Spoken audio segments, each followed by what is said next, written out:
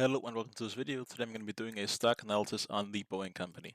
Now you probably know what they make. They make airplanes. They make commercial jets, primarily you know those when you fly on vacation, those big ones, they primarily make those. But they also make planes for the military. Now the reason I want to highlight this is because it was just announced that they're going to be making the new F-47 for the American military, which I think is quite interesting because it's not even that long ago that we had the F-35, which was made by Lockheed Martin, and that went way over budget. But the good thing about these types of projects are they're sponsored by the government, so it really won't cost Boeing that much because most of the time, if they go over budget, they will simply gain more money from Congress. And the good thing is that unlike planes like the F-22, for example. Now I don't know who makes that one, but the US said they will sell the F-30, no, 30, 47. I mean F-47 to other countries, which is just a gain for Boeing. Also, they are the largest player on the aviation market. Now, if we take a look at the graph recently, we can see it has not been performing quite quite well recently. Ever since late December in 23, it has been performing quite poorly. And as you might know, it is also due to these earnings. As you can see, they're down by 48%, down by 0.3%, and down by 81%. But also because, the chances are it is because of those lawsuits that came. I know this one right here, as you can see, we have a gap in the graph right here.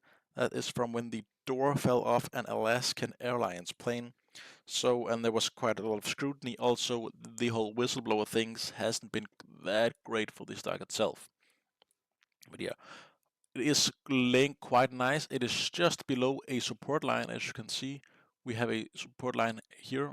It's actually laying just on top of it, as I can see now properly.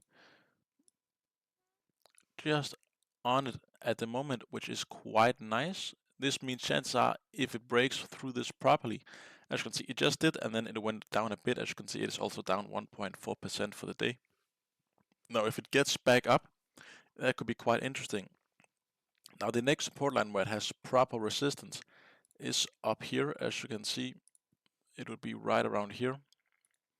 Now, if it can break through up here, it would be quite nice, just at least get up and touch it. Now, if it will, I don't know, of course, but it could be quite nice if it does. Personally, I don't own any Boeing stock, I have to say that, but I find it quite interesting. The reason I don't own it yet is because I'm not really too sure I like it, but we did have a golden cross recently, as you can see here. We had a golden cross, that would be yesterday. And as you can see, it was all the way back down in 145, and it has just recently had a huge boost back up. And it is quite nice. As you can see, the RSI was also it spiked quite a lot and has had quite a few spikes up here. They're quite small. Now, as you can see down here in the bottom RSI, they're also quite small. So we don't see any proper breakthroughs. We do have some like this, where you can actually get to see the color, where it's quite larger, but we don't really see that properly. Now, and they break out, but they only get to about 85 and quickly down again. They don't go all the way up to 90 or something, which we have seen before, but they are quite quick to slow down again. So, but as you can see here, we have the golden cross yesterday, which is, of course, a meaning that the stock is gaining momentum. Now, if you look at the earnings, you can see they don't actually make any money at the moment, and they haven't for quite some time. I know that they also get subsidiaries from the US government and some other governments around the world for their planes, but then again, they should still be able to make money. This is, of course, also the reason they don't pay any dividends. And as you can see here, annually, they have not made money at all since 2020. We did see some years where they almost went even, and then some years, as you can see last year, where they really, really didn't. Now, this is, of course, quite unfortunate.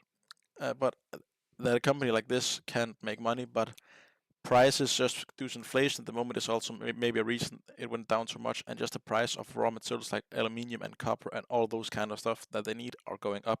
So it's going to be difficult for them to be profitable. Now the performance these later years, as you can see here, let's just go back to 2010. You can see it's quite decent. As you can see, some years we have quite nice gains, some years we have pretty bad losses like 35 and 40%, but most of the time it is laying just around that 15 to minus 10%. We see that quite a lot. So it's quite stable being a plane stock, so I like it quite a lot.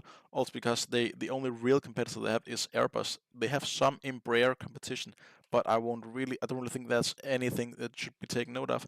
And maybe in the future, the Chinese company, I have forgotten what it's called, might be a problem in the future, as the Chinese airplane market is the largest in the world at the moment.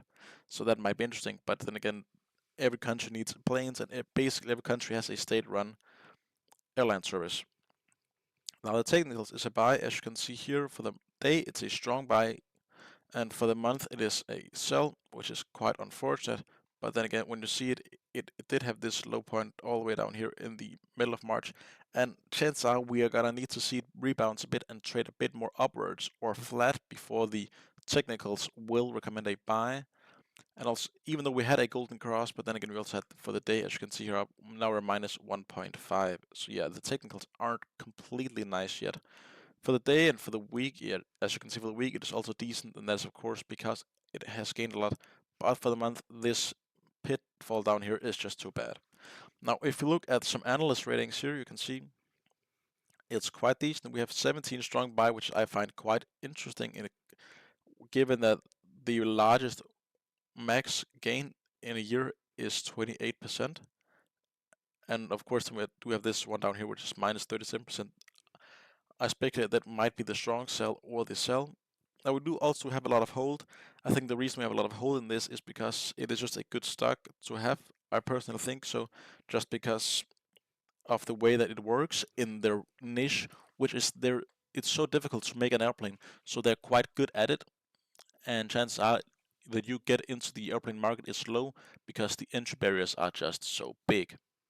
So yeah, at the moment I don't like it that much. I need to see it flat out a bit more and gain some more, but it is quite interesting, and I would not mind owning this at all. I do not own anyone at the moment, of course. No stocks at all. Now, if you did like this video, please don't forget to like and subscribe.